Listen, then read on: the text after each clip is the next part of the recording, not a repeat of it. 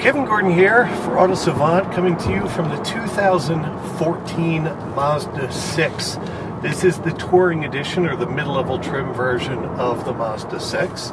And before we get into the car, what makes up its price, its features, and all that, let me sort of repeat something I've said before. If you're new to our channel, welcome. Please consider subscribing. Always helps. Like our videos if you like them, and of course in the beginning when we run those little advertisements, if you click on those, if it's interesting to you, those are also a big help. Well, talking about a mid-size, and really this is a very large mid-size car, but a mid-size front-wheel drive sedan, they're all really good at this point. I mean, it's kind of amazing how good of a suite of cars that winds up being, right? Even, you know, the anti-sort of driver's car Camry is a great car. The Accord's a great car. The Sonata's a wonderful car. The Optima's a good car. Basically the same thing.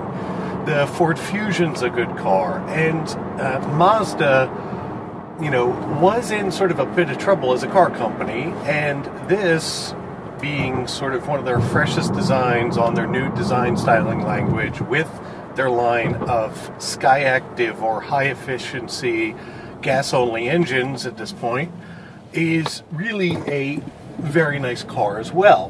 What I would say happily about the Mazda 6 is, across all of those cars I mentioned, if handling dynamics and steering feel are the things that are most important to you, this is probably your best choice.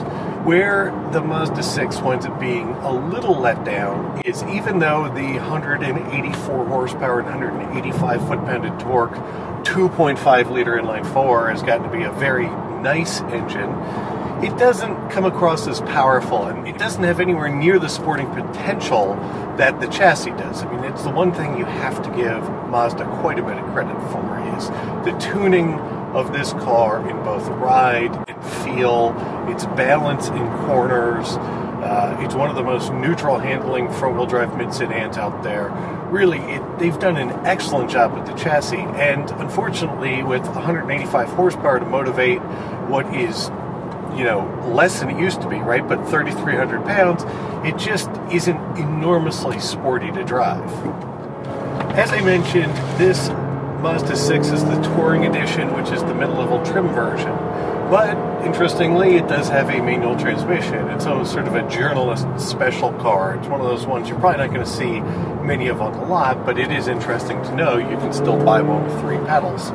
And it's a nice manual transmission. I mean, it's probably not a, say, Honda Civic Si or ILX for that matter in its directness and feel, but for 14 they've made some pretty serious updates to it, and in that they've done quite a nice job. You know, it's shorter to the throw, the clutch pedal's got a bit more feel than it used to.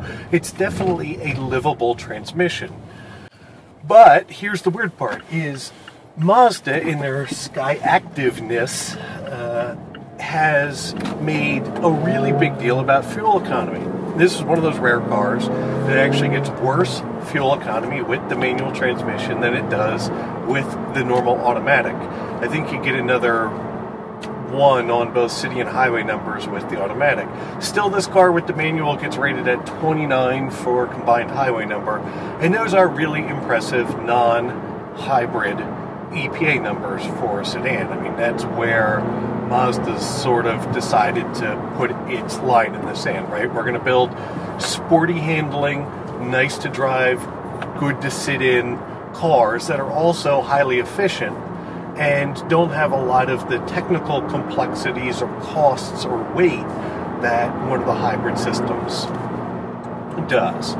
Now, it's important to note that later this year, this car is going to be available with the iLoop, I believe it's called, system, which basically, it's not a hybrid system, but Mazda's doing a lot more work so that a lot of the regeneration of battery power for just like the accessories of the car are going to be driven during braking. So it's one of the regenerative braking systems to have less parasitic drag on the engine during normal driving.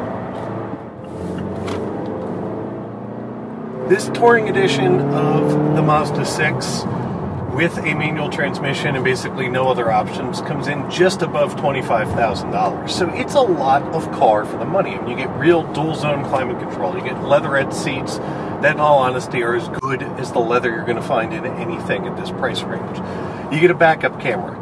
There are a few weird things, like their new TomTom navigation interface is included in the Touring Edition, but this one, without the updated technology package, if you press the nav button or the nav button down here, nothing happens. There's actually no sort of nav built in the background. So it's interesting that they haven't gone to a whole separate set of designs, you know, in the interfaces and screens. They've probably done it for cost cutting, and really once you live in the car for a few minutes, you'll probably completely forget that those buttons are there and don't do anything. Again, where the Mazda 6 shines is in steering feel, brake feel, seating position, the comfort and quality of the seats. Really, they've done a very, very nice job as I toss stuff all over the inside of the car and bounce it off the rev limiter, of making this thing a dynamic thing to drive on a daily basis.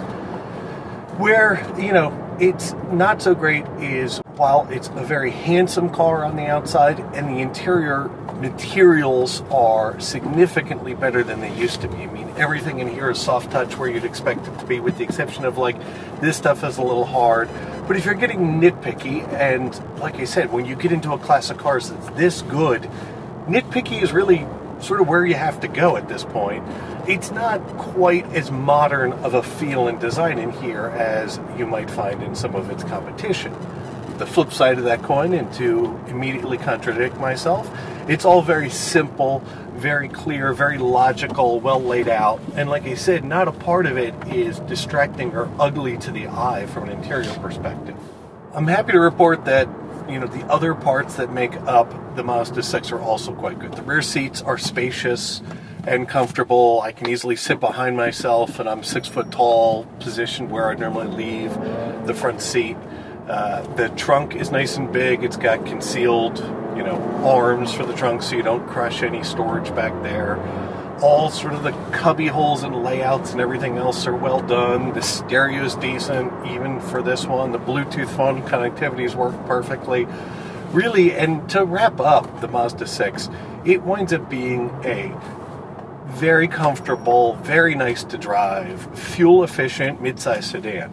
Is it going to get its doors ripped off by a Camry with a V6? Yes. But if you really appreciate a corner more than you appreciate stoplight performance, it's a much happier choice, and it really does represent quite a lot of car for the dollar at just over $25,000. I'm Kevin Gordon for Autosavant. Look forward to talking to you guys soon.